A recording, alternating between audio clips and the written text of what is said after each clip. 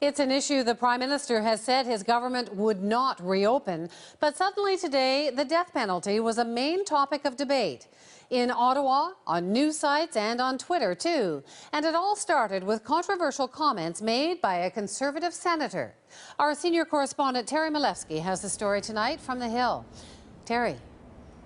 Well, Wendy, just as the Senate took up the government's big crime bill, a Conservative senator stunned even his own party by suggesting that convicted murderers should be given a rope and a chance to hang themselves. Moi, je dis toujours, dans le fond, il faudrait que chaque assassin aurait le droit à sa corde dans sa cellule. Il décidera de sa vie.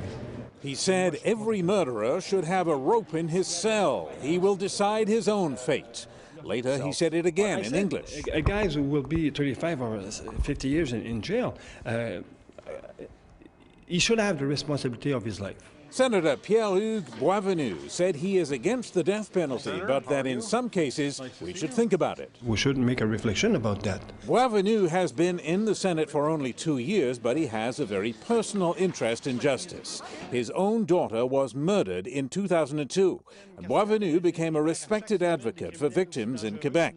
But his critics did not cut him much slack. I don't see how anybody can be a spokesman for the Conservative Party in the Senate on justice issues when you've made a statement like that. It's just completely out of line. That's appalling. Absolutely appalling. Well, you stuff the Senate full of hacks and flacks and Tory idiots, and you're going to get some stupid comments. What Senator Boisvenu did is against the law. You can call on people to kill themselves. This is clear.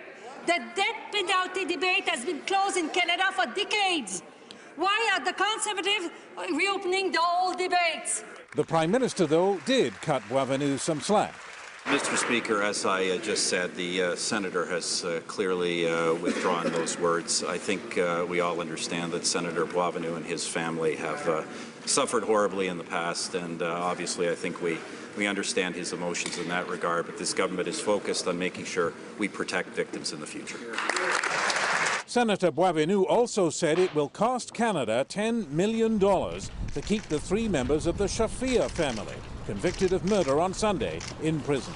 If those 3 people will cost almost $10 million for the year to come, we can have a solution to spare that money from taxpayers to send back those people in their own country. That's just what I said. Now, Boisvenu did back down somewhat, saying that his comments were emotional and inappropriate, but he also blamed the media for suggesting that he meant that all murderers should be offered a rope when he really meant just the hardest cases. Wendy.